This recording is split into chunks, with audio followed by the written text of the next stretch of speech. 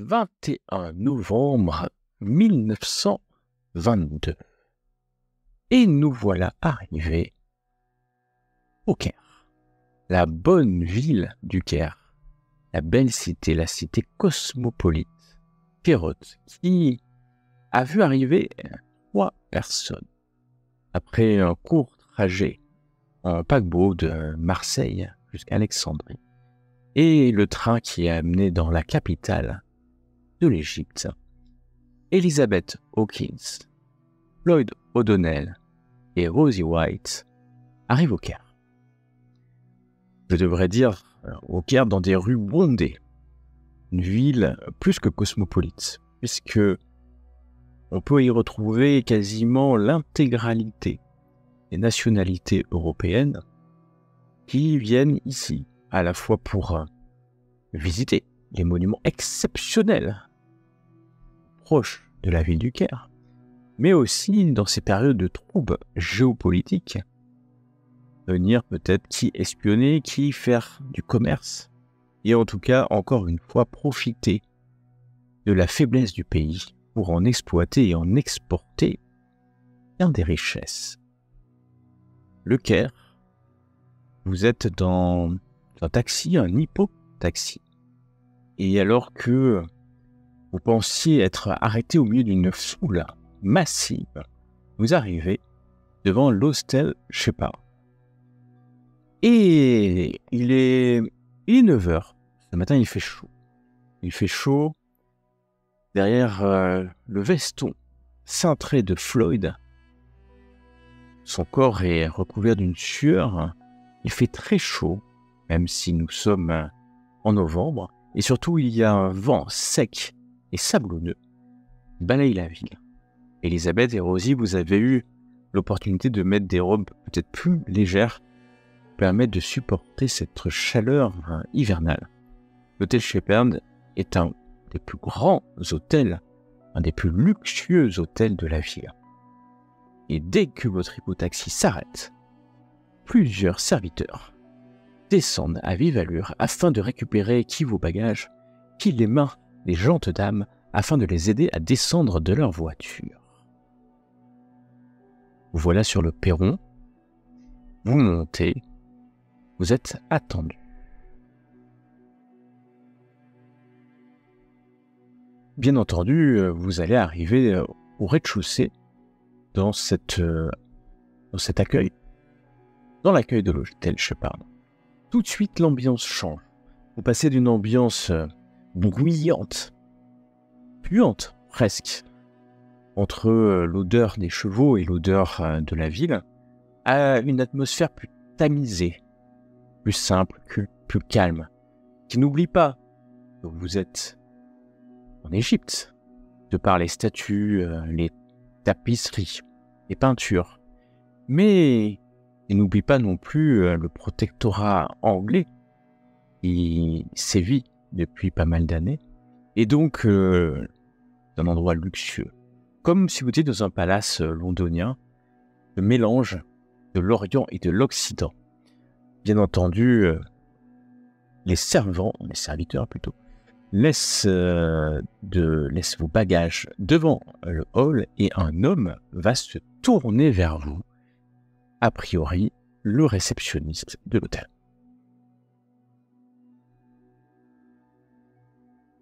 Il vous regarde calmement, sans mot dire, attendant peut-être que vous preniez la parole. On est tous les trois. Vous êtes tous les trois. Vous êtes descendus tous les trois. Moi, je m'approche du réceptionniste parce que donc Elizabeth Hawkins a l'habitude d'aller dans des grands hôtels, et donc elle s'approche et elle dit bonjour, je m'appelle Elizabeth Hawkins, il doit y avoir une chambre à mon nom.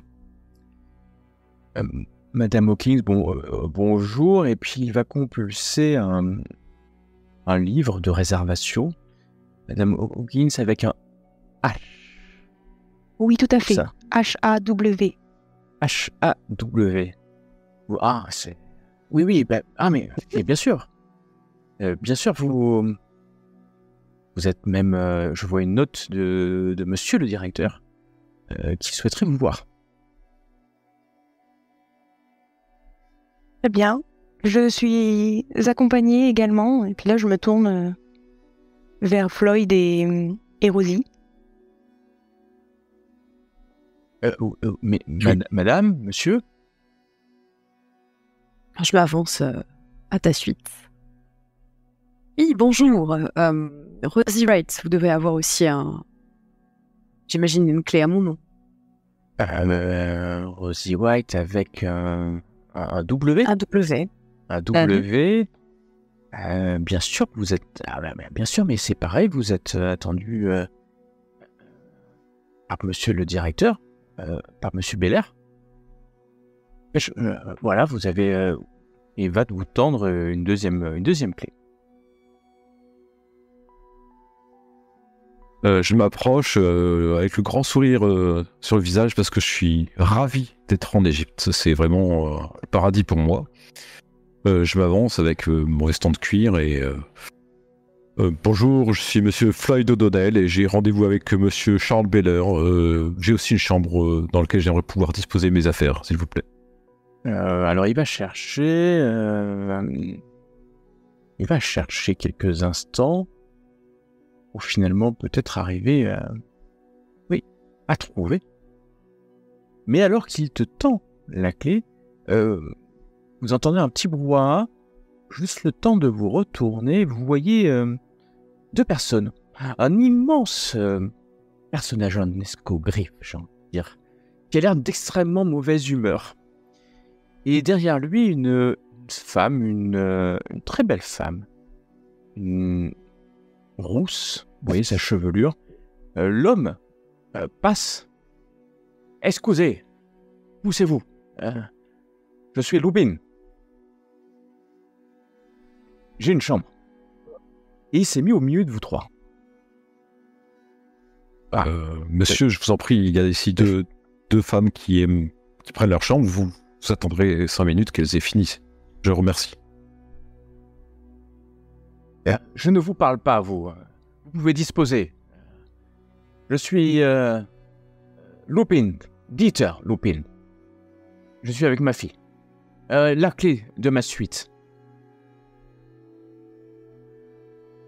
Alors je me retourne vers le réceptionniste, je dis ouais, où doit-on rencontrer le directeur? Monsieur Lupin, j'ai des clients d'importance. Non, taisez-vous, ce n'est pas des clients d'importance, je suis d'importance. La clé de ma suite, maintenant. Maintenant. Est-ce que... Je souris. Je souris, un sourire un peu méprisant face à l'agacement de cet homme qui s'ingénue et qui s'énerve tout seul pour avoir sa clé sans garder son flegme et son calme. Je trouve ça pas du tout élégant. Tu le regardes ou tu regardes ailleurs? Je le regarde en coin avec un petit sourire méprisant. Très bien. Tu le regardes en coin avec un petit sourire méprisant. Le réceptionniste, pensant que ce sourire vaut acquiescement pour qu'il passe devant vous, va s'empresser de noter le nom de Dieter Lupin et d'Olga Lupin dans le carnet et de leur donner une clé, alors qui est un peu différente de la vôtre. Le porte-clés est légèrement doré. Et vous pouvez voir que la clé est assez lourde. L'homme prend la clé. Je ne vous remercie pas pour votre lenteur, monsieur. Et puis il crie sur quelques porteurs qui sont là et s'en va. J'observe la fille pendant tout le manège de son père. Est-ce qu'elle a l'air plutôt réservée, plutôt timide, plutôt d'approuver l'attitude de son père? Alors que tu la regardes, elle te regarde. Ses yeux verts, elle remet ses cheveux. Tu vois que malgré la chaleur extérieure, elle garde une certaine contenance. Elle a de magnifiques boucles d'oreilles. Certainement des émeraudes. D'ailleurs, c'est vert. Peut-être en hommage à ses propres yeux. Et elle te regarde fixement. très fixement avec un léger sourire en coin. Elle aussi. Je pense qu'elle en a vraiment... comment dire? Elle n'en a cure, c'est ça l'expression. De ce qu'est en train de faire son père. Par contre, elle te regarde avec un sourire. Presque charmeur.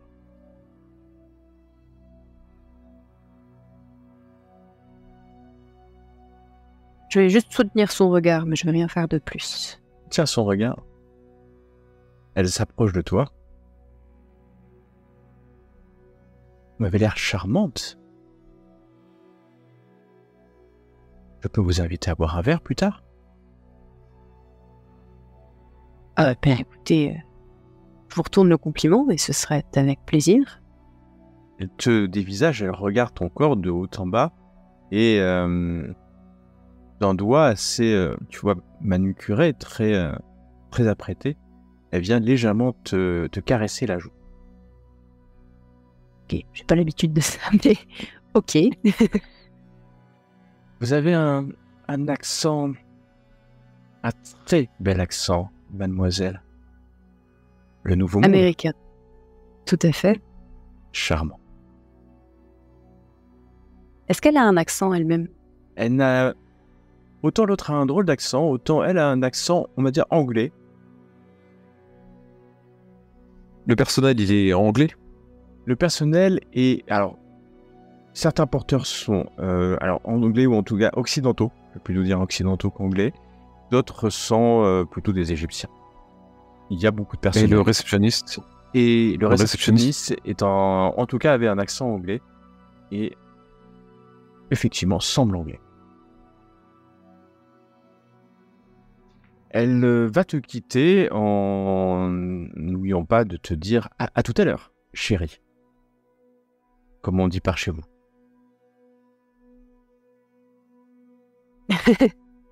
Darling. Darling. Et les deux loupines sont... Je suis vraiment navré de merci de ne pas avoir fait de scandale. Vraiment, c'est... Bon, je ne sais pas qui sont ces deux personnages, mais je pense qu'ils viennent pour l'anniversaire du directeur. Ah, est-ce que c'était aujourd'hui? Oui. Nous avons, madame, organisé une soirée. Ce soir, une soirée pour son anniversaire. Un bal. Un bal, comment on appelle ça? Un bal masqué. Non, pas un bal masqué, un bal déguisé. Oui, ça sera... Ça sera pour l'anniversaire du directeur. Dois-je supposer et comprendre par là que nous sommes nous-mêmes invités à ce bal? Ouais, je ne sais pas, je ne fais pas les invitations pour l'anniversaire du directeur. Mais si je ne savais pas si c'était quelque chose qui était pour tout l'hôtel ou si c'était un truc, une réception privée. Je n'avais pas compris. Non, ça sera vraiment très privé. Il va y avoir des invités de marque. Et on m'a dit qu'il y avait un homme politique anglais, un certain Winston Churchill, qui serait là, et une écrivain qui a un petit succès actuellement, Madame Christie. Agatha. Ah, vous pourriez discuter alors, Elisabeth. Oui, je serais ravie de la rencontrer. Enfin, il faut déjà que monsieur le directeur nous invite, mais j'en serais absolument ravie. Mais d'ailleurs, vous aviez dit que monsieur le directeur nous avait demandé à nous rencontrer. Où est-ce que nous pouvons le trouver? Oui, alors, déjà, je vais me permettre de vous faire installer dans vos chambres et vers 10h peut-être, le temps que vous ayez pu vous rafraîchir, mesdames et monsieur aussi. Peut-être que quelqu'un viendra. Excusez-moi un instant, quelqu'un l'appelle, il revient. Quelqu'un viendra vous chercher. Très bien. Et passer une excellente... Il commence à y avoir du monde, hein, parce que vous monopolisez depuis quelques minutes, finalement, cet accueil. Et il vous abandonne avec les porteurs qui vont vous amener à vos chambres. De magnifiques chambres, on peut le dire. Donc, accompagné de quelques porteurs, Vous allez à l'étage et on va vous donner 3 chambres contiguës. La 55, 57, 59 et 59. 55, 57, 59. Et la 57 et la 59 sont communicantes, si vous le souhaitez. Elles sont en haut. Quand vous rentrez, ce sont des chambres assez cossues, très propres, très bien entretenues. Somme toute, vous n'êtes pas dans une suite. Ça n'a pas cette taille-là. Vous pouvez imaginer qu'il y a des suites bien plus grandes que celle-ci. Si cela vous convient, mesdames, je vais prendre la chambre 55, comme ça les convenances seront tout à fait respectées. Oui, très bien. Oui, très bien. Oui, Et- d'accord. C'est... Et vous vous rendez compte que vous avez pris des bateaux différents pour venir. Et ça fait que depuis que vous êtes à Alexandrie, que vous avez voyagé ensemble, vous n'avez, pour certains, vous vous connaissez vaguement. Vous savez que vous travaillez tous les trois pour une agence l'agence Ward et Blackmore, qui est située entre New York et Londres, dont l'un des patrons est Sir George Blackmore et l'autre est Nathaniel Ward.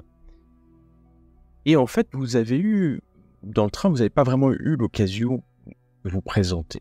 Donc vous prenez chacun une pièce et peut-être soit vous prenez un peu le temps de vaquer à votre propreté, hygiène, soit bien entendu vous êtes libre de faire ce que vous voulez. Moi, je pense que je vais changer de robe. Pour voilà, toute personne de mon rang doit être toujours impeccable. Et je pense que j'écris dans mon carnet de voyage ce qui vient de se passer.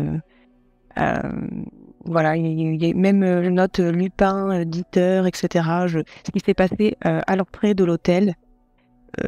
Rapidement, j'écris ça dans mon carnet et puis je le ferme et ensuite je vais voir si mes camarades peuvent aller rafraîchir au bar ou enfin se promener, voilà.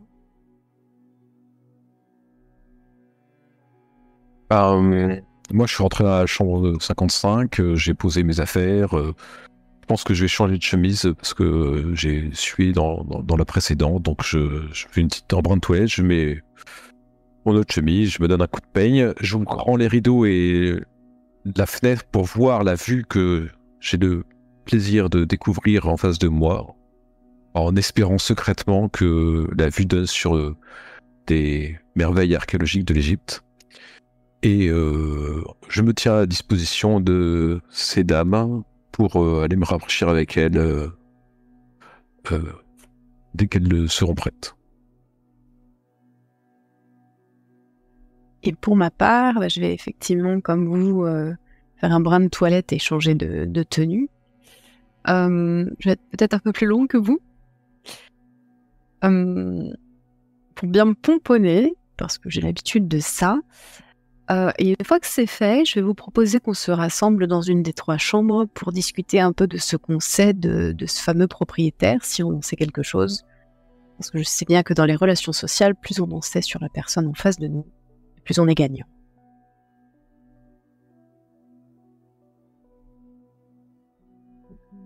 Très bien. Moi, je veux bien rejoindre ta chambre si tu souhaites.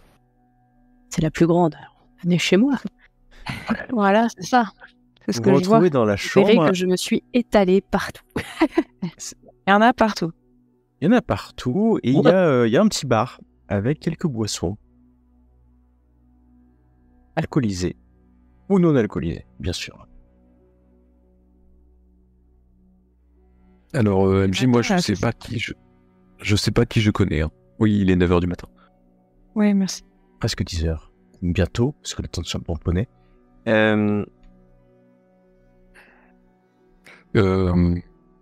Elisabeth, t'es anglaise, toi, c'est ça? Je suis de Londres. Et Rosie, toi, t'es américaine. Je suis américaine, oui. Ok. Et je suis arrivée à Londres il y a quelques mois.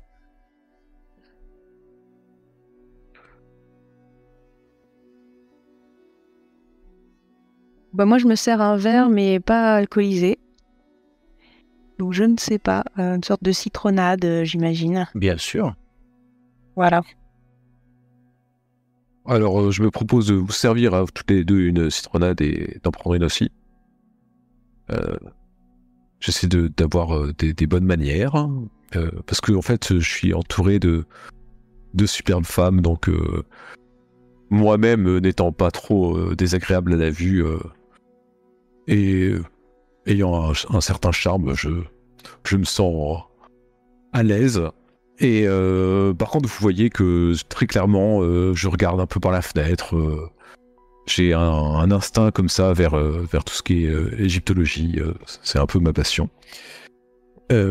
Rosie, tu nous avais demandé de venir ici pour qu'on discute un peu de l'affaire. Bon, je t'avoue que moi, je sais pas grand-chose. J'ai juste que le propriétaire, Monsieur Beller, a besoin d'hommes de confiance, ou de personnes de confiance, pardon, pour enquêter. Et c'est Sir Blackmore qui nous a envoyé visiblement, donc nous sommes vraisemblablement des gens de confiance à ses yeux. Moi, je vous cache pas que être en Égypte, ça me plaît beaucoup parce que j'ai la fibre d'archéologue depuis tout petit, donc c'est quand même ça qui m'anime le plus. Mais je resterai concentré sur l'affaire, il n'y a pas de souci. Je me demande bien quel service peut vouloir cet homme, étant donné tout le luxe dans lequel nous évoluons ici. Ça me paraît un peu étrange. Winston Churchill, Sir Winston Churchill serait là ce soir, vous vous rendez compte? Enfin bon, je suis vraiment surpris d'être ici. Moi, je suis plutôt ravie d'être ici, hein, de découvrir un nouveau pays, une nouvelle culture.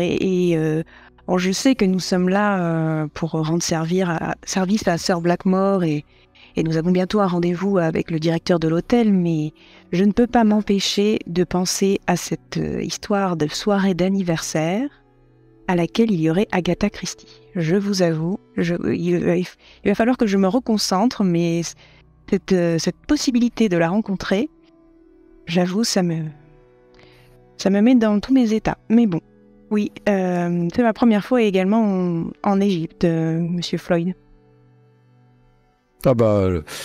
J'ai moi-même été en Amérique latine, au Moyen-Orient, au cours de mes recherches. C'est un pays vraiment magnifique, avec des mystères et des secrets à découvrir. Derrière chaque dune, c'est fabuleux.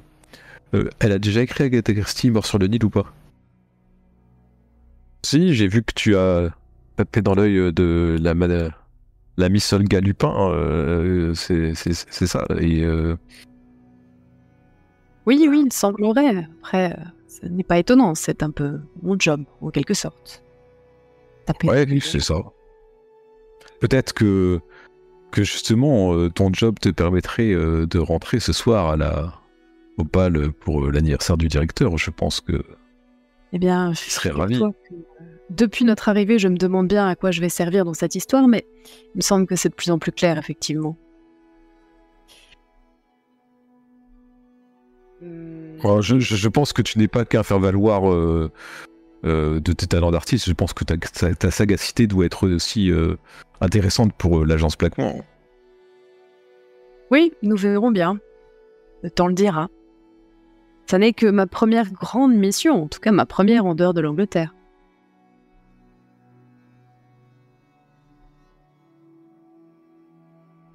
Et avez-vous des informations supplémentaires, vous, sur ce Charles Beller? Non, nous devons le rencontrer et j'imagine que c'est lui qui nous dira ce qu'il attend de nous. fait confiance à Monsieur Blackmore. J'imagine qu'il ne nous a pas demandé de venir ici en vain. Certainement pas, certainement pas. Moi, j'ai hâte de D'ailleurs, vous rencontrer. Oui, d'ailleurs, je prends ma montre à gousset. Il est bientôt l'heure. Je pense qu'il ne devrait pas tarder à venir nous chercher. Au moment où tu dis ça, là, on frappe à la porte. Justement, étonnamment. Quelques coups bien sentis et une voix à l'accent local. Je viens vous chercher pour de la part du directeur. Parfait, nous vous suivons, mademoiselle. Vous allez suivre cet homme jusqu'à la terrasse. Terrasse qui fait aussi, qui donne aussi lieu de bar. Et vous l'aviez vu quand vous êtes arrivé, en fait, la terrasse donne sur la rue et puis il y a là des personnes qui... Il est un peu plus de 10 heures maintenant quand vous arrivez là. Et un homme va se lever. Il fait chaud à nouveau. Quand vous sortez, vous entendez le bruit de la rue. C'est certainement pas le meilleur endroit pour discuter tranquillement. Loin de là.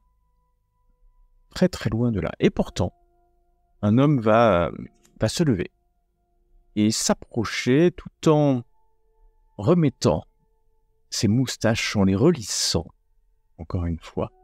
Un homme, un bel homme, peut-être presque 50 ans, s'approche de vous, les yeux perçants, la cravate bien serrée, le col amidonné de sa chemise, en fait un homme certainement strict, sûr de lui, mais son sourire dénote une certaine amabilité.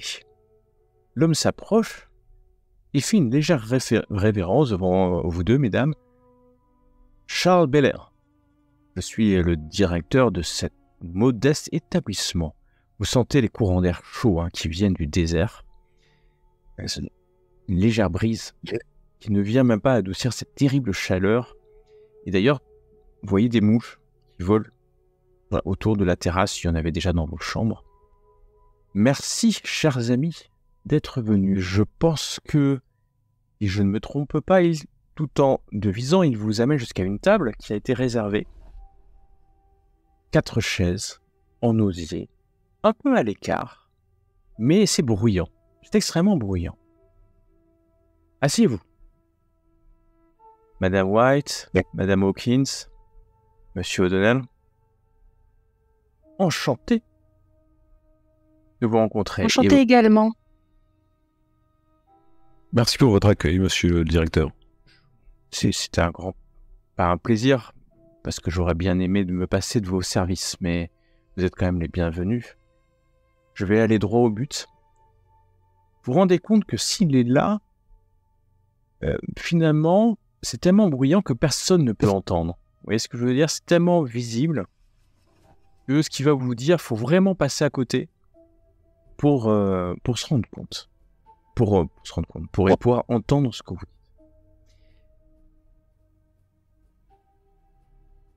Chers amis, nos clients font d'horribles cauchemars depuis plusieurs jours. Enfin, quand je dis plusieurs jours, ça va se compter en semaines maintenant. Certains, surtout les plus âgés, rêvent d'une affreuse masse bouillonnante qui envahit leur chambre comme des ballons de fête foraine, puis les écrase, les engloutit. Au petit déjeuner, nous avons découvert que la vaisselle du restaurant se couvre de rouille au contact de la peau et vole en éclats sous nos yeux. Les colonnades de l'hôtel s'abîment. Des fissures et des craquelures apparaissent subitement sur toute la surface. Parfois, en rejoignant leur chambre, les clients croisent des meutes de rats sortis des égouts. Ils galopent au beau milieu des couloirs. Lorsqu'ils ouvrent leur porte, la pièce est glaciale et ils claquent des dents, alors qu'il fait près de 30 degrés à l'extérieur. Mes amis, vous devez m'aider. Mais j'exige une discrétion absolue. car c'est la réputation de l'hôtel Shepard qui est en jeu. Et si les événements venaient à être ébruités, et les causes que vous allez trouver, je n'en doute pas, connues, la réputation de l'hôtel en pâtirait lourdement, surtout avec ces journaux assoiffés de ce genre d'histoires terrifiantes. En plus, nous aurons beaucoup de journalistes demain avec la première représentation cinématographique que nous allons faire à l'hôtel. Il sort un mouchoir. Vas-y. Que j'ai bien compris, il nous dit qu'il y a des fissures, tout ça dans l'hôtel, mais c'est des rêves des gens ou c'est qu'il y a réellement des fissures? Il a dit ça exactement. Je te laisse poser la question.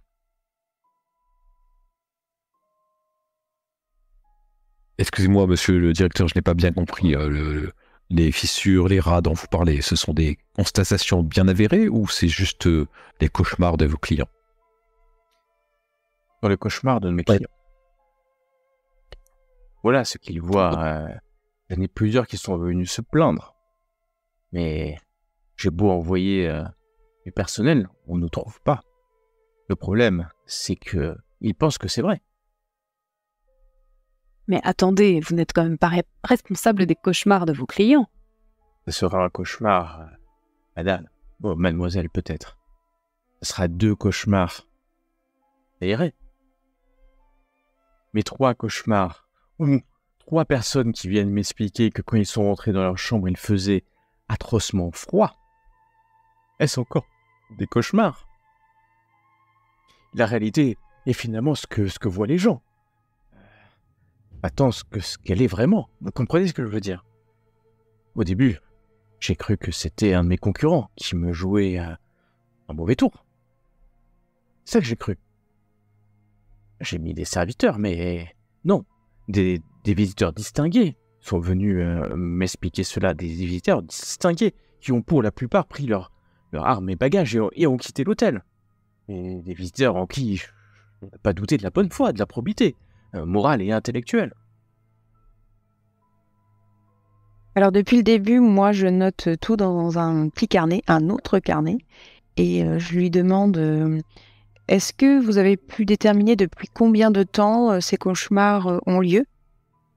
Alors, je vois que vous êtes précise, mademoiselle, madame, je ne saurais dire. Mademoiselle.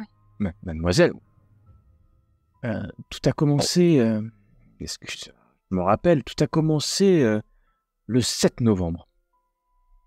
Oui, c'est ça, le 7 novembre. Est-ce qu'il s'est passé quelque chose de particulier ce jour-là? Avez-vous un souvenir d'un événement marquant? Novembre, non. Non. Est-ce que vous avez souvenir que la veille, l'avant-veille ou dans cette semaine-là, quelque chose de marquant se serait passé ou bien dans l'hôtel ou bien dans les découvertes des recherches archéologiques, par exemple, environnantes? Car savez-vous, il y a eu des rumeurs suite à la découverte de l'ouverture de la tombe du pharaon, et tout le monde a, par superstition, associé des phénomènes étranges, parlant d'une malédiction d'un pharaon. Je ne prête pas foi à ces rumeurs, mais disons que c'est un bon argument, en fait, pour se couvrir, d'utiliser ce genre de découverte.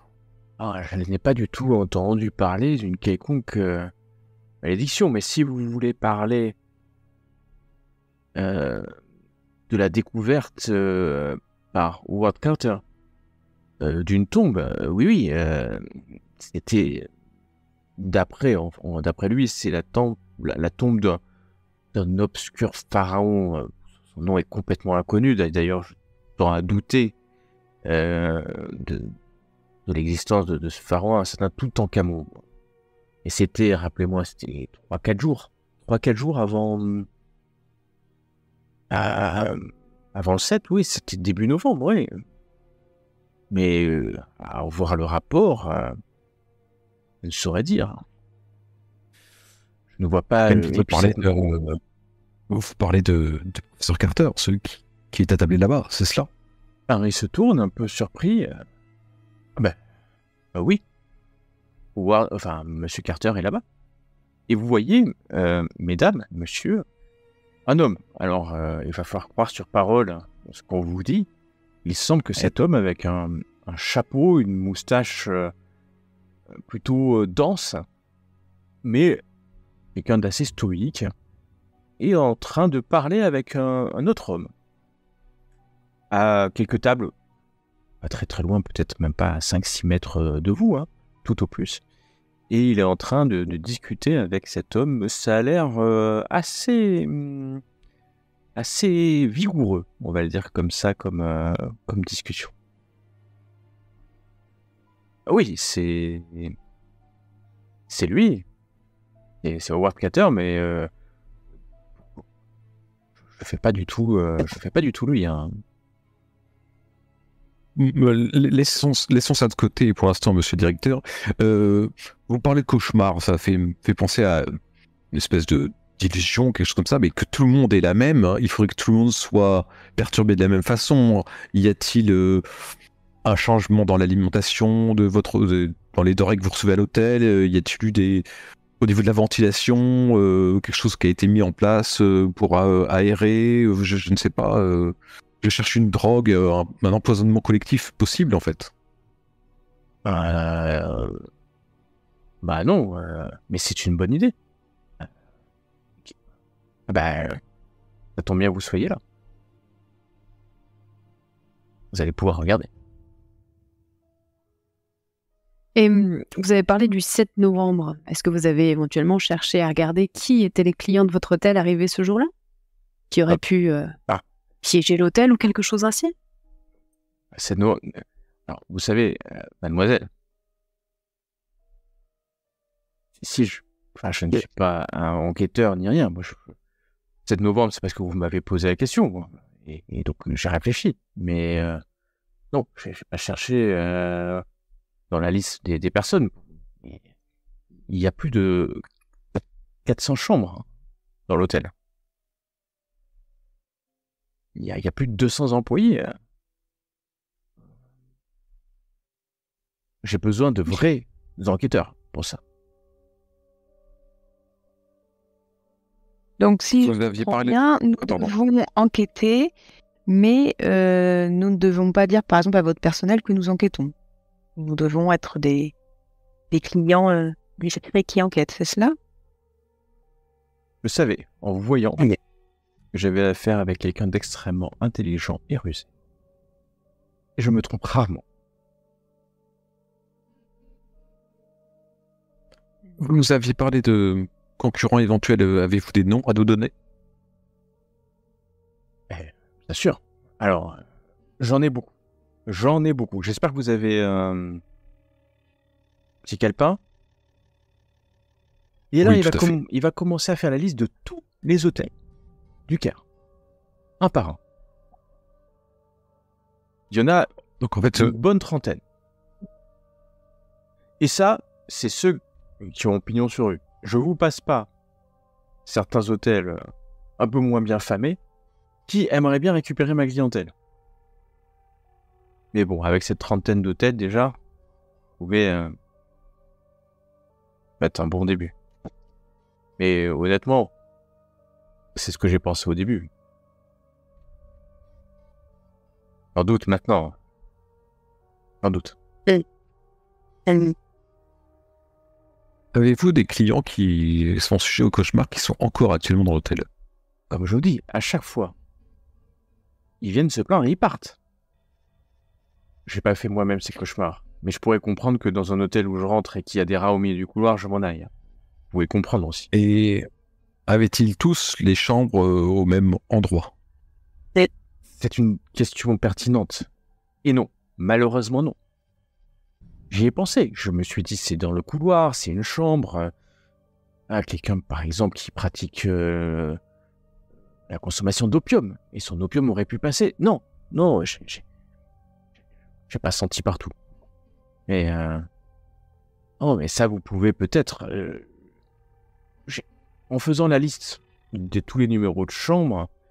alors, j'ai pas tous les numéros de chambre parce que j'ai pas tout noté, mais je pourrais regarder. Mais c'était à tous les étages. Dans toutes les ailes. Rien de particulier. Et vous savez, vous me posez des questions depuis tout à l'heure. Je l'entends. Si j'avais la solution, je l'aurais trouvée. Et donc, nous profitons d'avoir cet entretien avant, parce que nous ne pourrons pas, évidemment, nous présenter devant, aller aux cuisines, aller à la réception en disant pourrions-nous voir le registre? Et vous comprenez bien, voilà, vous êtes la seule personne qui connaisse notre mission, donc nous Pour le registre, votre précieux temps. Pour le registre, j'en fais mon affaire. Vous l'aurez au début d'après-midi dans votre chambre. Parfait. Je suis directeur après tout. Hein. Je peux faire ça. Je vous demande d'être vraiment très, très habile et très discret. Ce soir, c'est ma fête d'anniversaire. Il y a de nombreux invités de marque, des autres de marque. Demain, en plus, nous faisons demain soir une représentation cinématographique.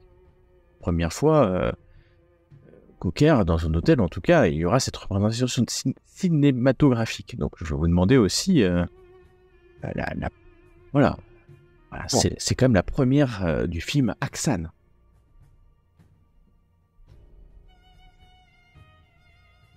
Ça nous dit quelque chose, ça ou... Rien du tout.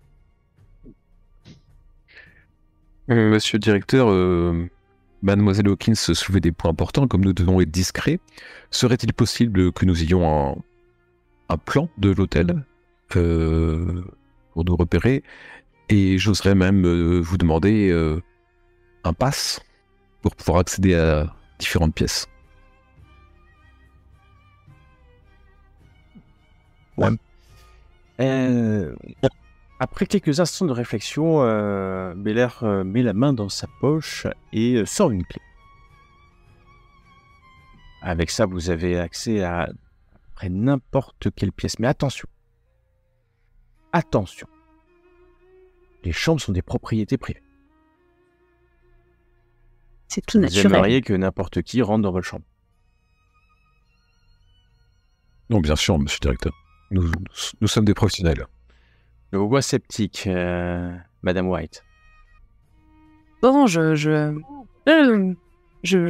règles de bienséance seront de vigueur, évidemment. C'est ce que je vais vous demander. Si, en plus, si les locataires, les hôtes de l'hôtel se rendent compte que, voilà, outre les femmes de ménage, outre le personnel accrédité, vous y allez, faites attention. Je vous demande vraiment de faire très attention. D'accord? Et c'est un peu l'avenir de l'hôtel qui est entre vos mains, hein, et monsieur O'Donnell dans vos mains. Il n'y a pas de souci, monsieur le directeur. Si, il y a des soucis. Justement, il y a des soucis. Et donc, vous donnez une soirée ce soir pour votre anniversaire. Nous avons pu comprendre.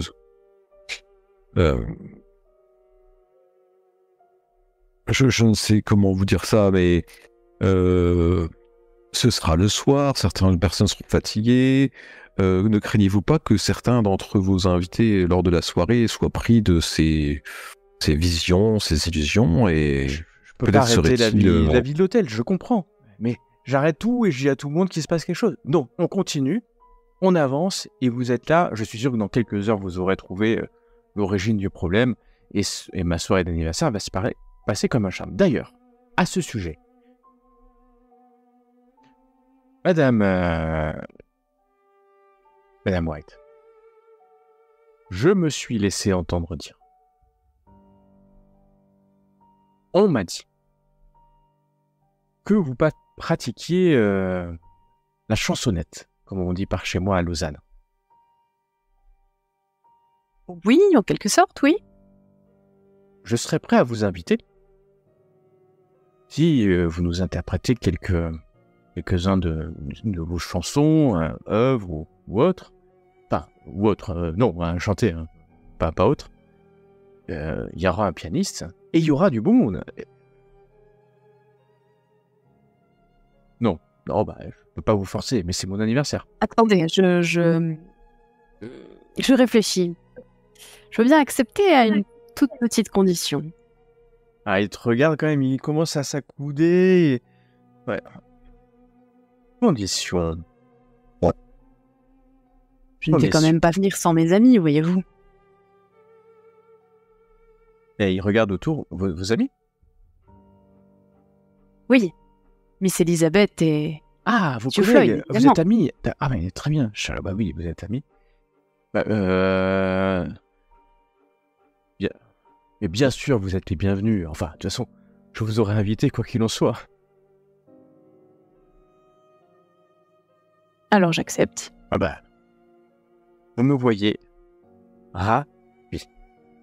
Ravi. Mais n'oubliez pas, je compte sur vous. Ce soir, je ne veux pas descendre, je veux pas de problème. Vous faites en sorte Passion absolue. de trouver ce qui est en train de se passer. Et ce soir, non seulement vous êtes invité, mais si vous avez trouvé, vous aurez 100 livres.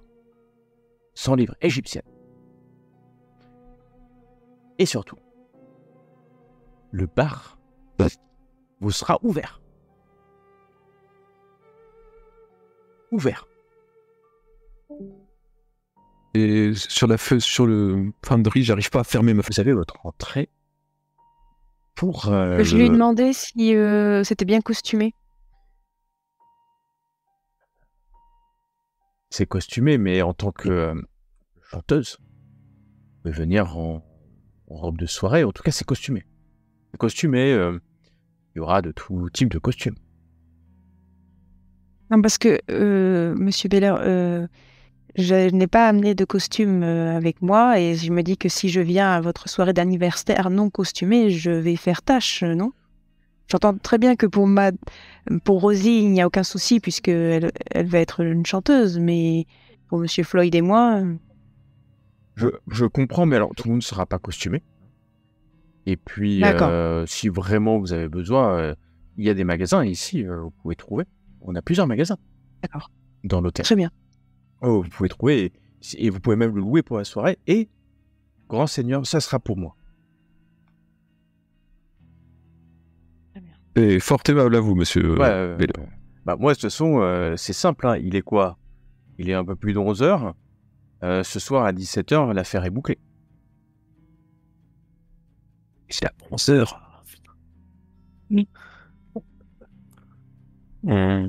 Écoutez, nous ferons le maximum. Ouais. Un homme s'approche assez rapidement, c'est un employé de l'hôtel, il va murmurer quelques mots, vous entendez, hein, parce qu'il murmure ça. On a besoin de vous, un petit problème en cuisine, le chef fait encore des siennes. Beller se lève. Bon, mes amis, je compte sur vous. 17h, l'affaire est bouclée, nous passons une excellente soirée. À tout à l'heure. Et il s'en va, suivi de son employé, vous laissant à la table, seul. Mademoiselle, voilà donc une affaire pas commune. Hein. Oui, je me disais, mais vous croyez aux fantômes, vous? Quelque chose qui aurait hanté l'hôtel? Alors, quand tu dis ça, Rosie, moi, tu vois mon visage un peu changer et prendre des... Je ne crois pas forcément aux fantômes, Rosie, mais j'ai entendu parler de cette malédiction du pharaon et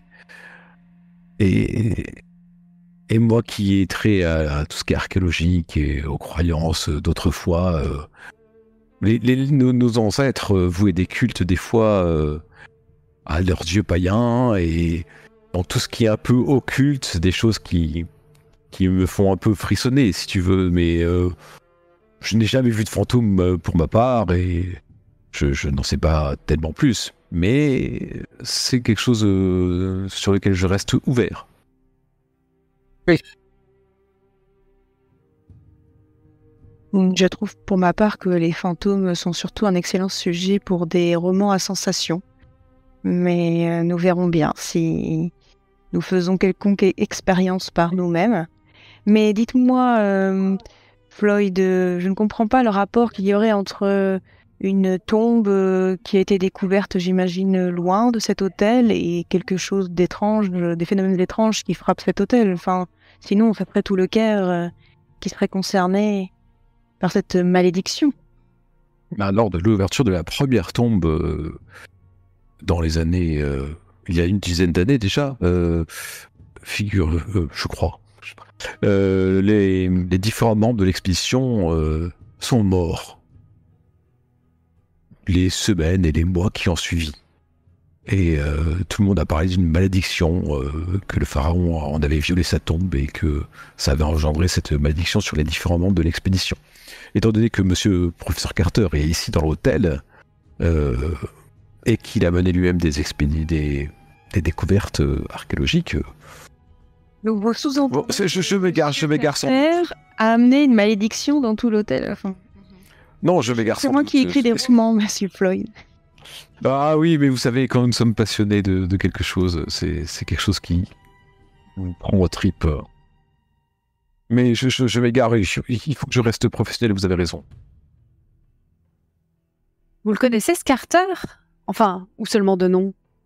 Vous voyez qu'en fait, je regarde vers l'homme, vers Carter, et qu'il y a toujours une discussion avec une personne. Non, Rosie, de non, mais ce serait un grand honneur pour moi d'aller le rencontrer directement. Oui, c'est un grand archéologue.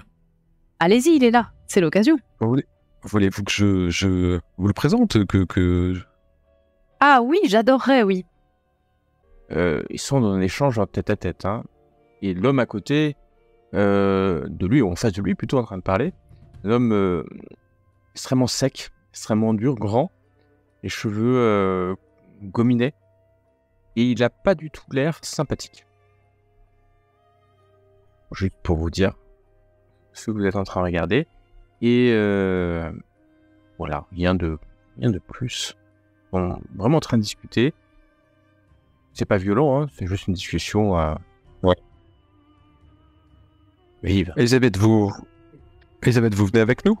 En même temps, je ne sais pas. Enfin, je me dis que ce serait peut-être bien qu'on ne soit pas tout le temps ensemble si nous devons être discrets pour notre enquête.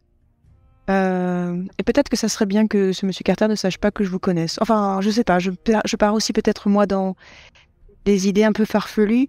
C'est une idée intéressante, c'est comme vous le souhaitez.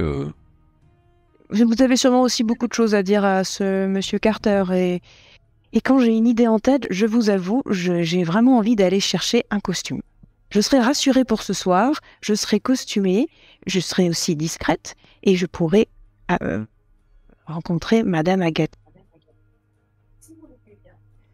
Donc si vous le voulez bien, je vais chercher un costume. Je vais peut-être regarder pour vous en prendre tous les deux, à moins que vous préfériez choisir vous-même. En fait, je suis un petit peu euphorique sur mon truc, donc je propose des trucs Eh ben écoute, pas plausibles. Hein. Elisabeth, ça me rendrait un grand service, effectivement, si tu trouvais quelque chose que je puisse mettre ce soir. Ah, mais c'est vrai que Rosie, toi, tu n'as pas besoin. Tu vas chanter. Oui, moi c'est bon. Ah là là, je suis un peu perturbée. Oui, ça doit être la chaleur. Qu'est-ce qui te met dans cet état? Oh, bah il a l'air, Monsieur Bellard a l'air vraiment, vraiment pressé que cette enquête soit réalisée et ça me semble complètement farfelu. Enfin, comment peut-on arrêter des cauchemars? Enfin, j'ai peur de le décevoir Monsieur. Je ne vois pas trop comment nous allons réussir. Mais je vais prendre mon costume, celui de Monsieur Floyd. Je mettrai ça dans les chambres. Et puis après, on se retrouve, je ne sais pas... ou alors vous venez me rejoindre dans les chambres. Oui, au déjeuner. Oui, c'est vrai que... Et comment ça... Voilà. Et puis, je serai au moins rassurée là-dessus. Ça va peut-être me calmer. Voilà. Eh bien, Rosie, allons rencontrer ce monsieur Carter. Oui, alors attendez, avant ça. Kylian, tu veux dire. Regardez l'homme là qui parle avec Carter, justement. Regardez en détail vers le bas, vers ses pieds. Vous voyez quelque chose? Il n'y a rien. Regarde, il y a rien de particulier. Hein.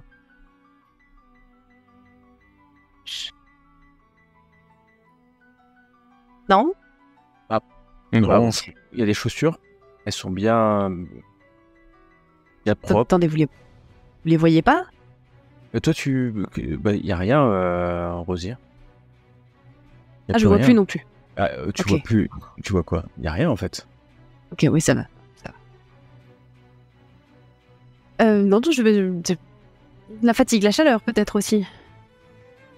Lâchez, il fait Ah, chaud. ce sera très bref. Il fait C'est chaud. pour vous le faire rencontrer. Oui, très bien. Elisabeth, Alors, je me lève avec ouais, tu Rosie, te lèves, et puis on vous va voir levez, Carter. tous les trois. Elisabeth, toi, tu vas rejoindre. Il y a plusieurs magasins. Plusieurs magasins qui sont dans l'allée principale, juste en face de la conciergerie, derrière la réception. Regardez sur. Et tu vas voir sur ta droite, dès que tu rentres, que le Petit France, qui est un magasin qui porte bien son nom, c'est la mode féminine, et loue pour la journée ou pour la soirée des costumes, comme si ça avait été un peu préparé. C'est préparé en réalité, c'est pas pour rien qu'il y a des costumes.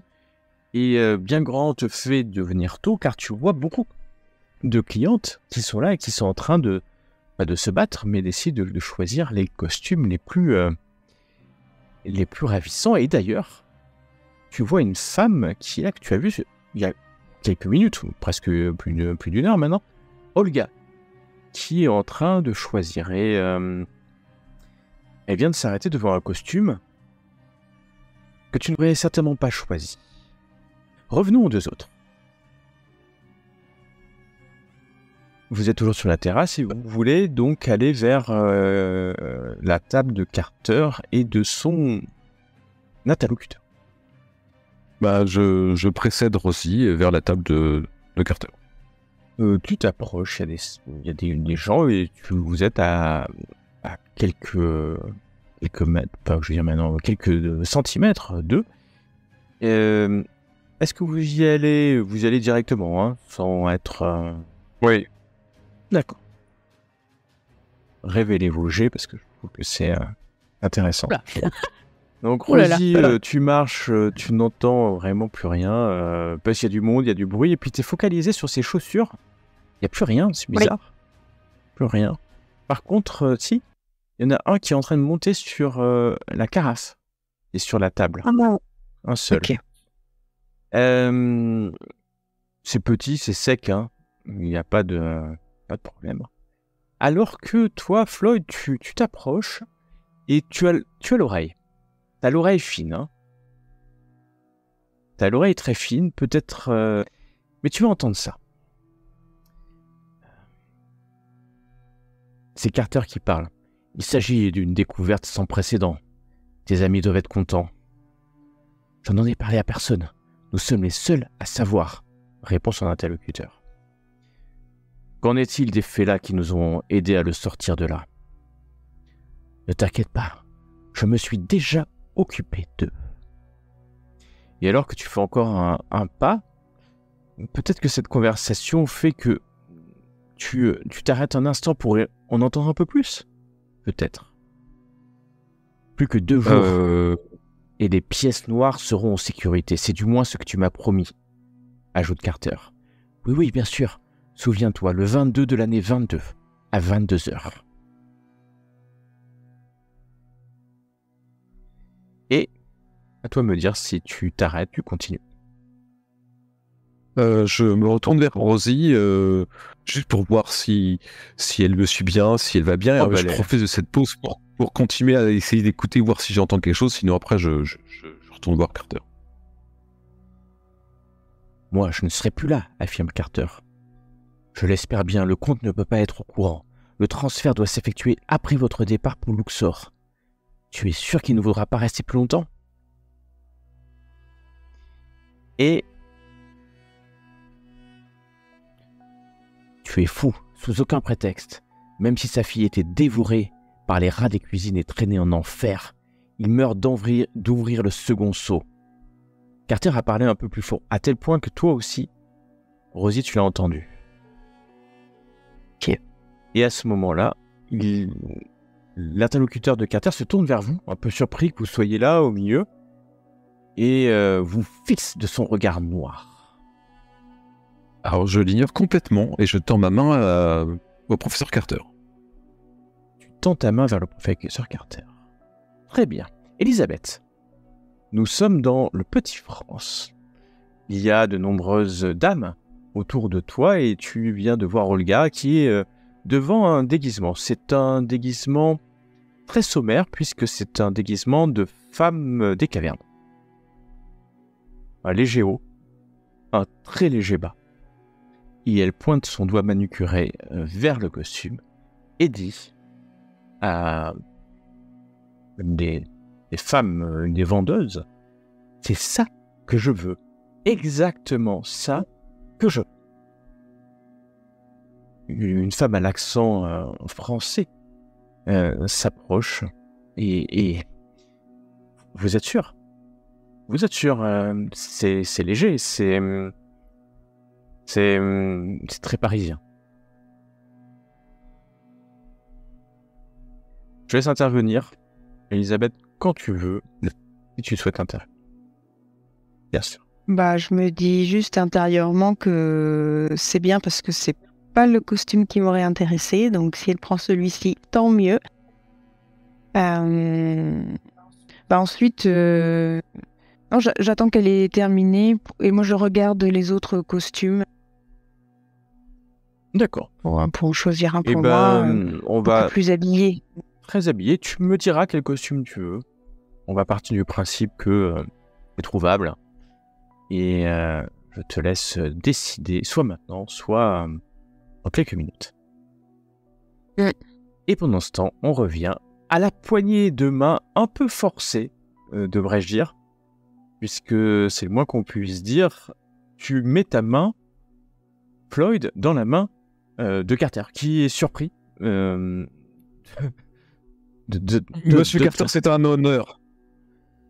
C'est un honneur. Je suis Floyd O'Donnell, un archéologue bien moins grande renommée que la vôtre, Monsieur Carter, mais c'est un véritable honneur pour moi de vous rencontrer ici au Caire. Je suis vraiment... Vous me voyez ravi et j'en profite pour vous présenter Mademoiselle Rosie Wright, qui est une chanceuse merveilleuse. Voilà, Mademoiselle Wright, professeur Carter, éminent professeur Carter, grand égyptologue. Je serre la main de Carter quand il me présente. Alors, il se laisse, en fait, tu vois sa main un peu flasque, pas vraiment... Il vous parle pas? Merci. Bonne journée. Vous êtes sur des découvertes actuellement, professeur Carter? Alors... Pardon, je vous importune peut-être. C'est totalement, mais c'est bien de le réaliser. Vous et votre compagne, vous pouvez disposer. Ah, je n'ai pas l'honneur d'être l'époux de Mademoiselle White. Ça ne m'intéresse pas du tout.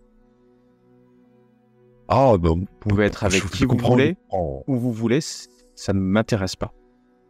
Bonne découverte, sans doute. Bon, bah, je suis ravi de vous avoir vu. Si je ne savais pas qu'il y avait des fouilles en ce moment aux alentours du Caire. Je me renseignerai là-dessus.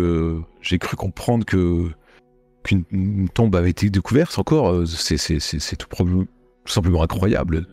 Il te regarde, son regard est de plus en plus noir. Et tu vois que ses jambes trompent de façon un peu compulsive. Comme un tic nerveux. Et la personne qui n'arrête pas, qui essaie de se maîtriser, mais non. Puis il te regarde pas vraiment dans les yeux, il te regarde à côté. Comme si... Sans doute, je devrais m'y mettre. Visiblement, il y a une grande zone au sud du Caire. Il n'y a qu'à creuser pour trouver une tombe ou une momie. Donc, c'est tout simplement incroyable. Écoutez... Vous avez des informations, peut-être? Allez droit au but. Ah non, mais... écoutez, je serais ravi d'en parler avec vous autour d'un verre, hein, si cela vous dit, à l'occasion. Pas moi, je serais pas ravi. Mais si vous avez des informations...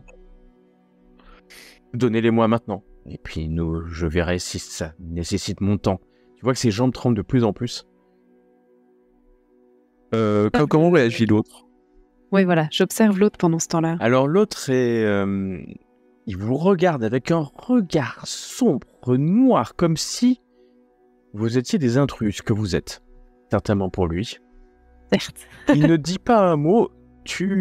Nonobstant, Floyd, tu as pu entendre et déceler un accent allemand quand il a parlé. Et là, il dit pas un mot. Et Je d'ailleurs, continue à l'embêter. oui, comme vous l'importunez, vous voyez qu'il se lève et puis il époussette un peu sa veste et un petit insecte tombe de sa veste sur la Non. table. Et L'allemand. l'allemand, ouais, l'interlocuteur dont vous ne connaissez pas le nom, et qui dit « Carter, j'y vais. Je vous laisse avec ces importants. » Et l'homme se retourne. Et d'une démarche assez martiale qu'il en est, s'éloigne. Carter souffle, Ah, comme s'il était, il était seul face à une adversité. Et puis il regarde à côté de vous, comme si vous ignorez. Et toujours ses jambes bougent. Bougent. Tremble. je n'ai pas d'informations, et quand bien même j'en aurais, professeur Carter, vous savez que la rivalité est de mise dans ces affaires-là, mais je me sens exactement, préoccupé. et vous n'êtes pas de taille à m'égaler. Maintenant, vous et votre maîtresse, vous pouvez disposer. Et il se Alors je rassied. m'offusque. Il se rassied, comme si vous n'hésitiez pas en fait. Il met ses deux mains comme ça, l'une sur l'autre sur la table, comme s'il attendait que vous disparaissiez. Peut-être juste en fermant les yeux que vous allez disparaître. Quand il dit le mot maîtresse, je m'offusque de façon très surjouée pour attirer l'attention des gens autour. Ah bah tout le monde se retourne. Faire un scandale. Tout le monde se retourne. C'est le moins qu'on puisse dire. Et donc je braille des choses du style comment osez-vous porter atteinte à mon honneur ça n'est pas comme ça qu'on se comporte vers une femme. Enfin, je fais un scandale en fait, vraiment un scandale. Je rentre dans le jeu, je dis monsieur, je vous demande de vous excuser tout de suite. Tu vois, Alors il vous regarde pas, ses jambes continuent à trembler. Comme s'il avait vraiment un tic nerveux, puis maintenant c'est sa main qui commence à tapoter l'une sur l'autre. Il essaie de canaliser sa colère, qui monte, puisque vous voyez ses épaules maintenant légèrement trembler, puis il se lève d'un coup, faisant tomber la chaise. Tout le monde s'arrête autour. Il ne vous regarde pas et s'en va vers la porte de l'hôtel, poussant les gens qui sont devant lui. Ok. je me retourne et puis vers Rosie, je dis pas fort pour que tout le monde entende, mais je dis juste parce que la scène est finie. Mademoiselle White, votre honneur est sauf, cet homme est véritablement un malotru. Et puis je m'apprête après à sortir de l'endroit. Ok. Je regarde autour de moi si je reconnais des personnalités importantes, on va dire, qui pourraient éventuellement être présentes ce soir. Non, tu ne reconnais personne que tu connaisses. Ok. De toute façon, je connais pas grand monde. Ok, ça va. Exactement. Elisabeth, pendant ce temps, est-ce que tu as choisi ton costume? Quel type de costume souhaites-tu? Alors, je suis pas très originale. Je pense que je vais prendre un costume de Cléopâtre, avec comme ça, avec une perruque. Là, ça va me permettre de porter des cheveux que je n'aurai jamais. Et pour Floyd, je vais prendre un costume de César. Oh, très bon. Alors, Juliette Bélanger, qui est une Française, qui est la patronne. Très très bon choix, Lady. Vous êtes... Alors, c'est légèrement échancré, mais si vous voulez, je refais un peu de couture pour que ça soit moins échancré. Ça dépend si votre pudeur oui, est... Je préférerais moins échancré, oui, s'il vous plaît, oui. Vous savez, ça se porte à la française, normalement très bas, et vous avez exactement la poitrine qu'il faut pour pouvoir porter ce type de robe. Vous êtes d'ailleurs... Je rougis, mais comme pas possible. Ah, Très, nous sommes entre très nous. gênée de ce qu'elle se permet de faire. Ah, vous voyez, je ne sais pas si vous l'entendez à mon accent, mais je suis de Londres, alors la mode française n'est pas trop C'est- l'habitude. Nous avons une mode un peu Oui, libérée ces temps-ci en France.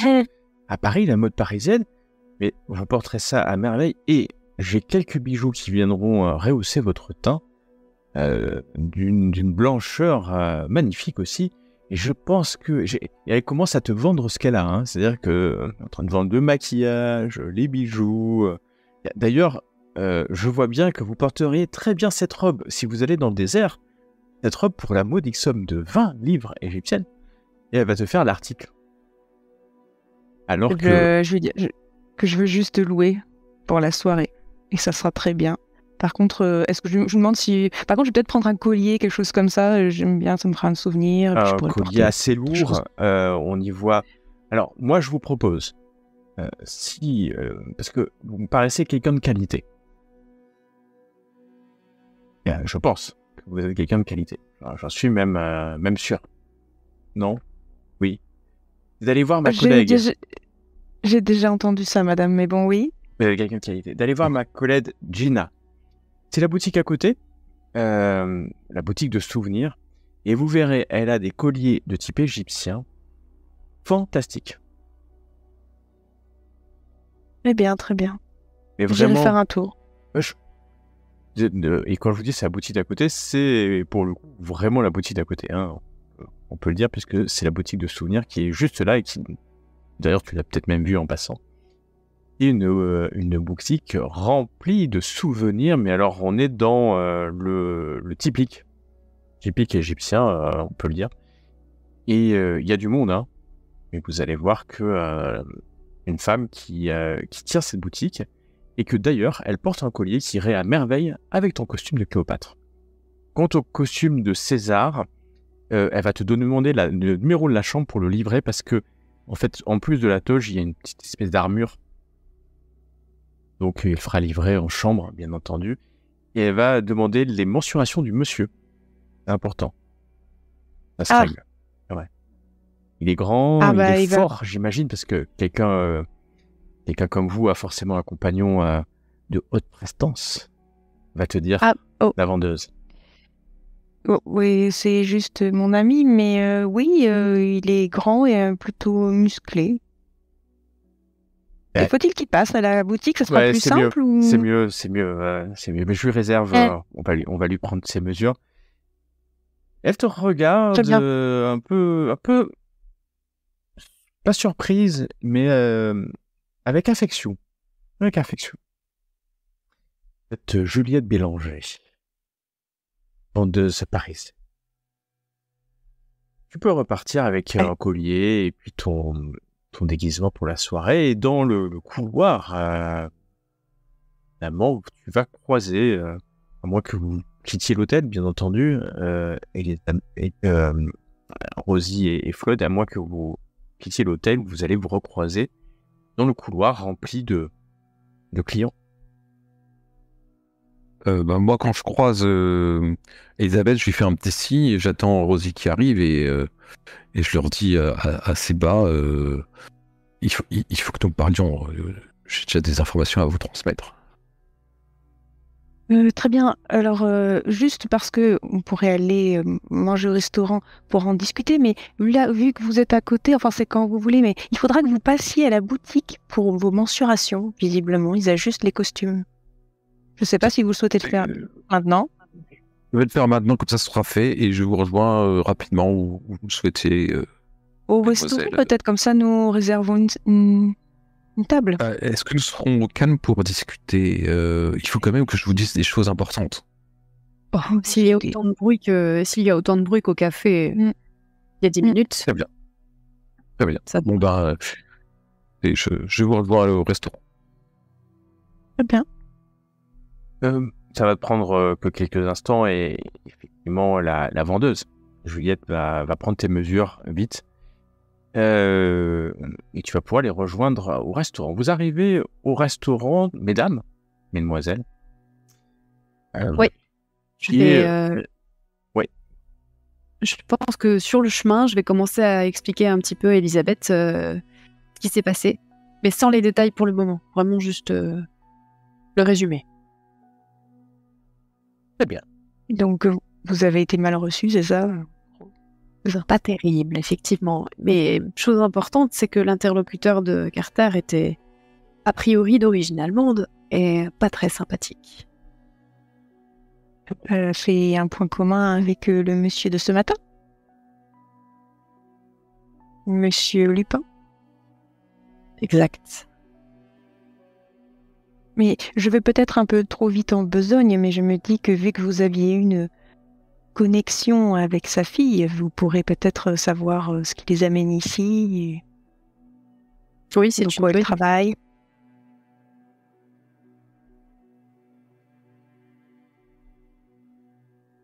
Vous êtes rejoint par Floyd. Il arrive. Alors, le restaurant n'est pas vide, comme l'image pourrait vous laisser penser, parce que il est midi, environ. Nombreux clients et clientes sont là, dégustant des plats. Il y a une forte odeur d'épices qui viennent des cuisines. Les cuisines sont au sud de la salle de restaurant. Et vous pouvez voir d'ailleurs par des portes vitrées que la salle de bal, qui est à l'ouest du restaurant, est en train d'être préparée. Certainement, vous pouvez l'imaginer, pour un bal qui va avoir lieu ce soir. Ça sera ici, c'est une grande salle. Hein. Imaginez, le restaurant est grand, la salle de bal aussi grande. Mais il n'y a personne que quelques employés de l'hôtel dans la salle de bal à préparer. Et on va vous trouver une table. Pas très... c'est vous qui choisissez parce qu'on est assez tôt. Il est midi, il n'y a pas encore énormément de monde. Donc vous pouvez choisir l'emplacement si c'est plus ou moins discret ou moins discret. Plus discret si c'est possible. Hein. Vous trouvez une petite table un peu à l'écart, de quoi vous asseoir, pouvoir deviser.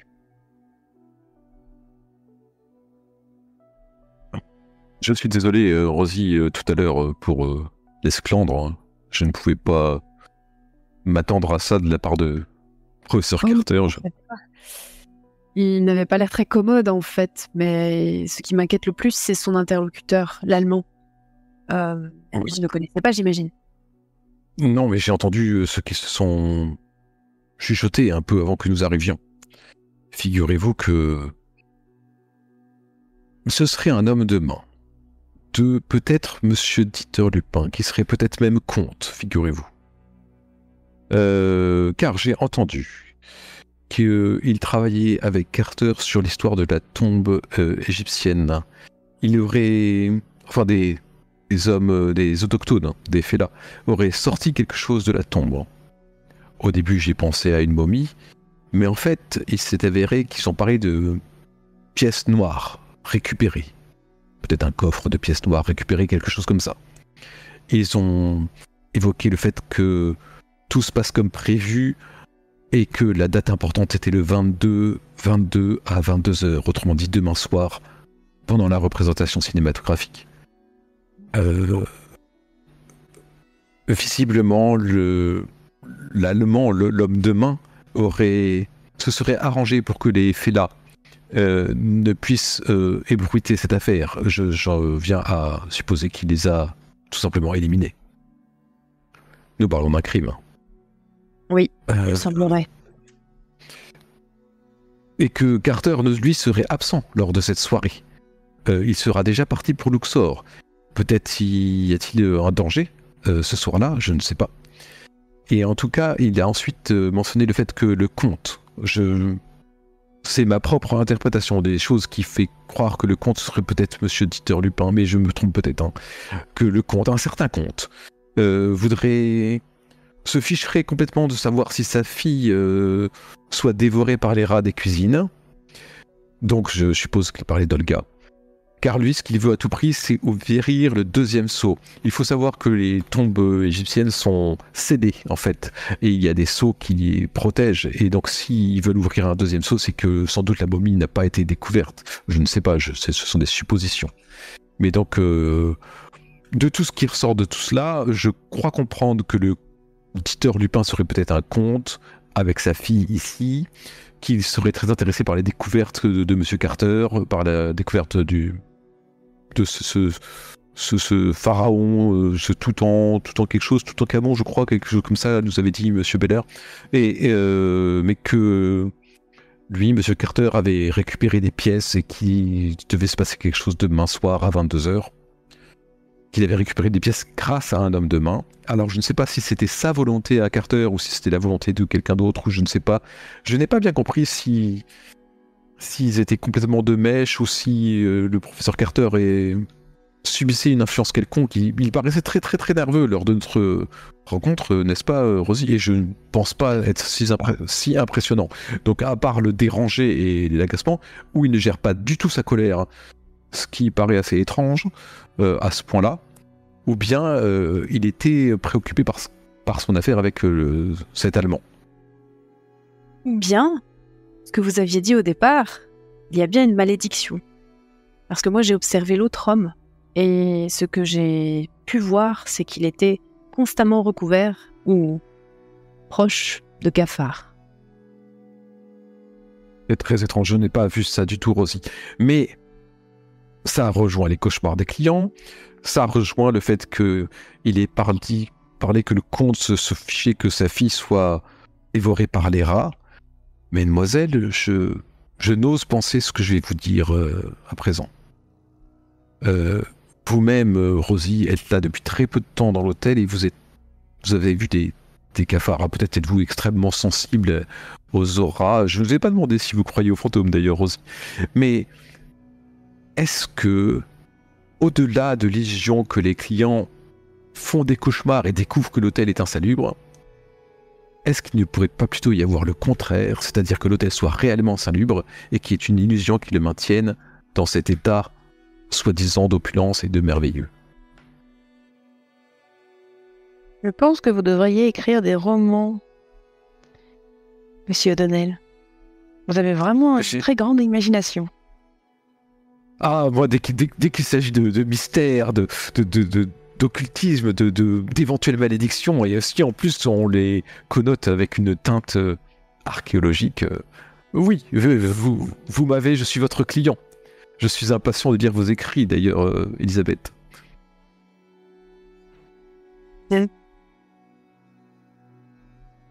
Alors que vous êtes en train de discuter, Rosie, tu étais assis face aux cuisines, en fait. Elles sont assez loin. Et alors qu'il sonne 12h30, peut-être un peu plus tard que 12h30, la porte de cuisine va s'ouvrir et tu vas voir un homme sortir. Le reconnais tout de suite. Oh. L'interlocuteur de Carter, aussi strict. Monsieur Carter. Oui. Et il n'est pas seul. Il est avec certainement ce qui pourrait s'apparenter à un chef cuistot. Je veux dire certainement. Les deux discutent. Et tu vois que le chef cuistot a un couteau de cuisine à la main. Et puis il essuie sa main sur son tablier. Et sur son tablier, une trace de sang s'inscrit. Peut-être est-il en train de découper l'agneau que vous êtes en train, ou un nouvel agneau comme celui que vous êtes en train de manger, peut-être présentement dans vos assiettes. Les deux hommes se regardent un instant et tous les deux acquiescent, baissent la tête comme si ils venaient de s'entendre.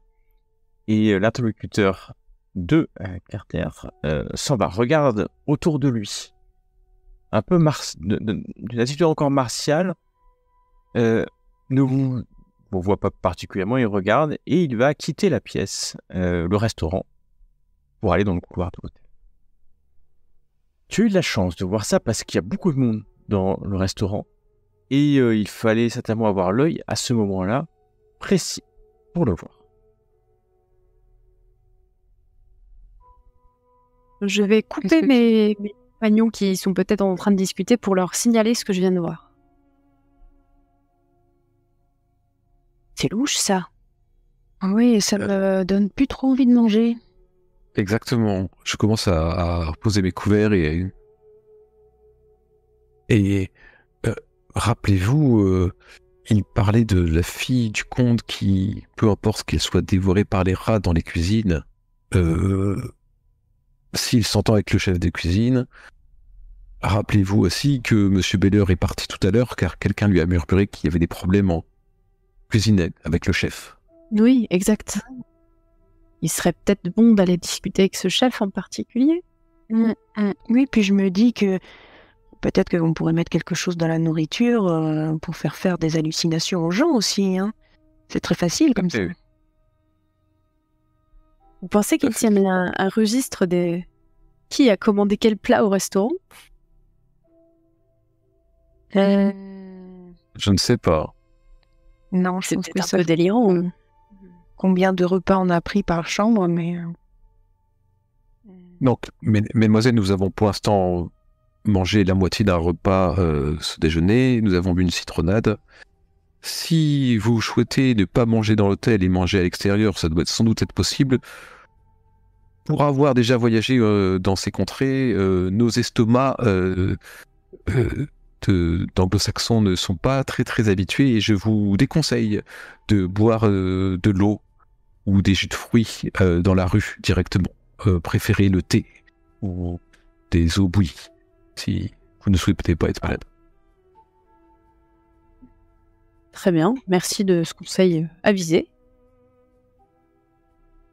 Je suis en train de me dire que normalement nous devrions avoir accès au registre dans notre chambre et ça m'intéresserait de savoir si le 7 novembre, Monsieur Carter était résident dans l'hôtel. Bah, je crois que vous faites bien, Elisabeth, je suis d'accord avec vous. Sans doute il le sera, car j'ai cru comprendre que la tombe a été découverte début novembre. Donc, nous avons les cuisines, nous avons cet homme de main qui n'a pas l'air commode, et je ne sais pas trop par quelle boule prendre. Je ne suis pas un grand fan des conflits et des confrontations musclées, car ce n'est pas trop ma tasse de thé, et vous-même, je ne vous vois pas tellement vous y frotter, sauf peut-être dans le charmant, mais cet homme de main est assez compliqué. Il y a plein de choses qui sont liées. Le Lupin que nous avons vu, sa fille, avec qui vous aviez des accroches, Rosie, cet homme de main, ce gardeur qui est imbuvable, le cuisinier, ça devient complexe. Faudrait Donc, trouver ce c'était qui est... là. Cet homme qui vient de sortir des cuisines, vous ne connaissez pas son nom? Non, mais on pourrait le demander éventuellement. Oui, on pourrait peut-être faire appeler le chef en disant qu'il y a un problème avec les plats et lui demander qui c'était parce qu'on pense le connaître. Ou bien demander au propriétaire, au directeur, directement. Il est disponible. Ou au réceptionniste. Ou au réceptionniste, tout à fait. Et puis s'il y a d'autres Allemands dans cet hôtel, je préférerais le savoir. Oui. Alors, dites-moi, que faites-vous alors que peut-être votre repas va toucher à sa fin, puisque j'ai compris que ça vous avait coupé l'appétit? Oui. Ou pas? Ouais. En tout cas, le chef propose des desserts raffinés. Vous vous rendez compte que c'est des desserts français. Il est étrange parce que l'homme que vous avez vu à l'entrée de la cuisine était un Égyptien. Alors que la carte porte le nom d'un chef français. Chef Roland. Chef Roulant, c'est ça que t'as dit? Roland, pardon. Roland. Ouais. Ah, d'accord. Oui, est-ce qu'il y a un serveur? Oui, bien sûr, il y en a Parce que, quasiment un par table. je l'interpelle. Oui, il s'approche, madame. De l'eau, un alcool, un vin. Que puis-je pour vous? Votre repas se passe bien. Regarde les assiettes qui sont pas finies. Ce n'est pas à votre goût. J'aurais une question, jeune homme. Est-ce que le chef Roland est là aujourd'hui? Non. Non, parce que je ne l'ai pas vu. Vous êtes une amie. Et oui, c'est un ami d'une amie et on m'avait dit qu'il est chef ici. Ouais, je vais J'aurais chercher aimé si vous passer êtes le aux amis. bonjour. Je vais chercher Monsieur Roland. En plus, si vos assiettes ne vous ont pas convenu, le mieux c'est d'en parler au chef. Et vous voyez qu'il il va, vous pensez qu'il va vers la cuisine, mais en fait non, il ne va pas vers la cuisine. Il va à côté, près de la réception du restaurant, où il va parler à un homme qui est habillé en chef sans avoir trop l'air. Il n'a pas de toque en tout cas. Et puis l'homme va s'approcher. Un homme. Alors il n'a pas de toque présentement, même si il a un tablier de cuisinier, et l'homme vient avec ses petites lunettes, dont anciennes, pas si modernes que ça. Bonjour, Michel Roland, je suis le chef d'établissement. On me dit que vous n'aviez pas apprécié mon menu. Ou peut-être... C'est juste que je... Je vous connais pas, pourtant oui, Mais on m'a dit que c'est une amie, non? Oui, alors je suis une amie d'une de vos amies, donc c'est pour ça que vous ne me connaissez pas. Vous avez déjà fait un voyage à Londres, non? Oui, certainement. Tu vois qu'il est éhontément Voilà. en train de mentir. Hein. Oui, bien sûr. Très bien, très bien. Oui, enfin, j'avoue que moi, cet agneau est un petit peu fort à mon goût, mais je suis désolée, j'ai une question à vous poser. Comment se fait-il que vous n'êtes pas en cuisine, chef? Bon, bah, moi, je fais le menu. Et puis, j'ai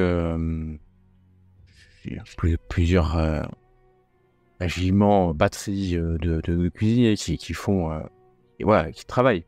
Moi, mon métier, c'est de la création. Vous voyez, madame, comme quand j'étais à Londres et que j'ai fait plusieurs menus dans certainement des plus grands restaurants de Londres. Ben maintenant, je suis fait ici au Shepherd. Et la clientèle est exigeante, comme vous. C'est très simple. Si l'agneau ne vous a pas plu, je vais vous le dire. Ici, on mange ce qu'on aime. Vous me dites. Et ça sera prêt.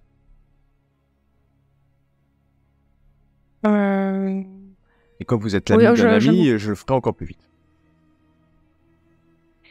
oui, j'aimerais bien juste un blanc de poulet avec des haricots verts, si c'est possible. Mais madame, Et pour mes amis, Oui, tout à fait, oui. Et avec un peu d'huile d'olive dessus et un peu de farigoule. et j'essaie de le scanner un peu. C'est un imposteur ou moi qui ai l'habitude de fréquenter des... Bah non, ça a pas l'air. En tout cas, c'est pas lui qui cuisine, mais c'est peut-être lui qui invente. Il a cuisiné peut-être avant. Après, c'est pas forcément anormal qu'il soit pas en cuisine tout le temps, mais qu'il ait ses commis de cuisine pour faire la nourriture. En tout cas, que le chef soit occidental, c'est certainement logique. D'accord. Et je peux lui demander le nom du commis? Enfin, celui qui prépare les repas pendant que vous... Oui, êtes pas en cuisine. aujourd'hui, c'est le chef de cuisine Mustapha Ibn Mahadni. C'est un... Oui, enfin... On est d'accord.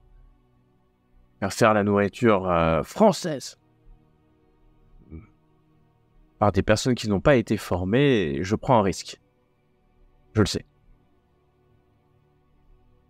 Comment vous avez choisi votre commis?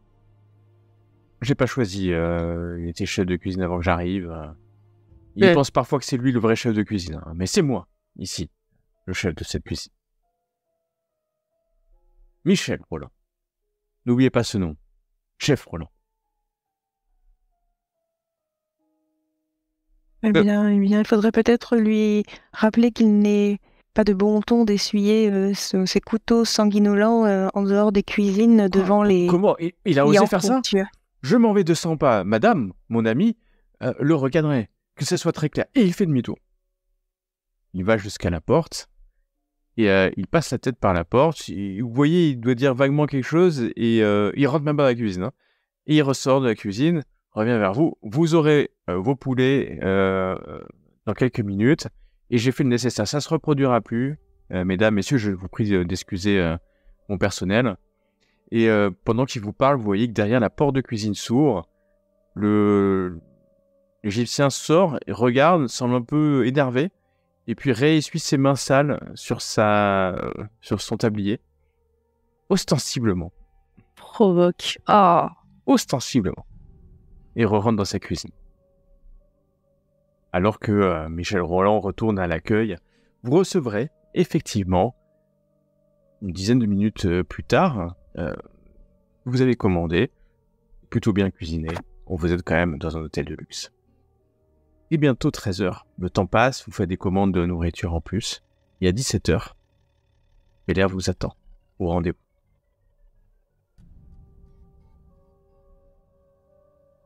Que faites-vous donc? Moi, je vais dans les chambres dans nos chambres pour consulter le registre.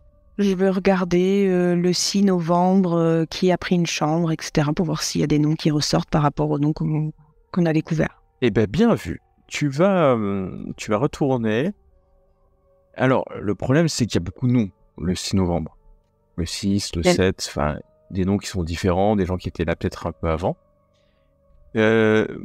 Mais peut-être hasard, destinée ou astuce, tu vas voir que le 6 au soir, Howard Carter a pris une chambre. Ça confirme. Et qui a pris une chambre, le 6, exactement. Voilà. Et tu vas voir puisque tu as le registre, et donc en fait c'était un registre papier, puisque c'est en papier, et que à la même heure, au même moment, quelqu'un est rentré aussi dans l'hôtel. Un certain Gart Weder, qui peut être un nom allemand.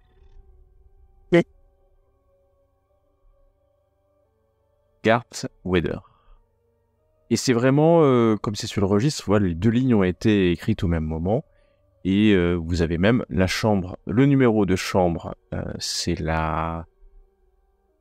Vous avez les numéros de chambre des deux, Howard Carter et aussi Weder. Donc tous les deux, au premier étage. Donc je suppose qu'on est tous avec Elisabeth, en fait, là. Non, moi, je serais bien allé voir le réceptionniste pour lui demander un peu subtilement s'il connaît justement le nom de la personne qui était avec Carter. Ok. Je lui décris un peu le personnage et je lui dis c'est un homme que j'ai salué tout à l'heure, mais je ne connais pas son nom. Est-ce que ça vous dit quelque chose? Je le décris un petit peu. Il va... Alors, oui, le réceptionniste c'est le même, toujours le même. Et va réfléchir un instant, te faire détailler plusieurs fois la personne. Ouais. Ce serait pas Monsieur Weder? Monsieur Weder. Oui. Ah, Ouais. Un homme un peu c'est sec. très bien. Oui, qui- c'est ça. Oui, Exactement. il a sa chambre là, mais il ne vit pas vraiment ici. Ah, c'est étrange. Très bien. Merci beaucoup pour le renseignement. C'est pas le seul. Ah oui? Oui, Mais- ça- Comment ça se fait? je vais pas vous faire un dessin, madame. Vous voyez ce que je veux dire? Oui, je vois. D'accord. Oui. Et tous se connaissent? Je ne sais pas, cela ne me regarde pas. Je sais que ce Weder, je sais, il est membre de l'Institut français d'archéologie orientale du Caire. Très bien. Ça intéressera peut-être mon ami, alors. Merci beaucoup. Ça, vous faites ce que vous voulez avec votre amie. Elle m'avait l'air pourtant de quelqu'un de calisé. Oh, excusez-moi, j'aurais pas dû dire ça.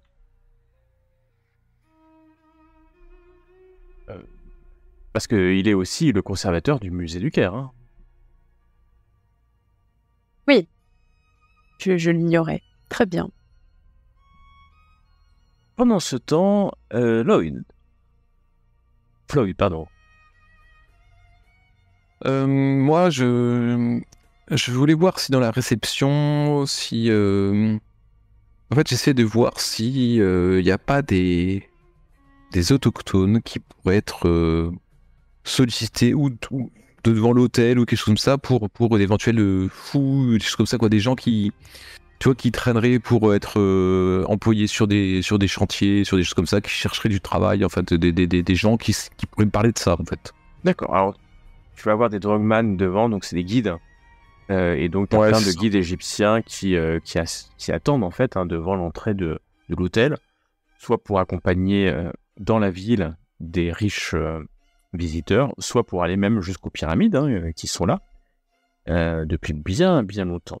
Alors que tu es là, tu es dans l'entrée. Tu vas descendre dans la rue pour voir, peut-être rencontrer ou parler, alors que tu vas voir plusieurs voitures s'arrêter. Plusieurs voitures militaires, voire paramilitaires. Tu vois des soldats descendre des voitures. Et tu vois un véhicule un peu plus gros, tiré par 4 chevaux. Et tu vois des soldats royaux égyptiens descendre. La porte, carrosse, je vais l'appeler carrosse, s'ouvre. Et tu vois une personne descendre. Tu as déjà vu cette personne plusieurs fois dans la presse. Et tu comprends que les soldats armés qui sont en train de se déployer ne sont pas là par hasard. La suite, la prochaine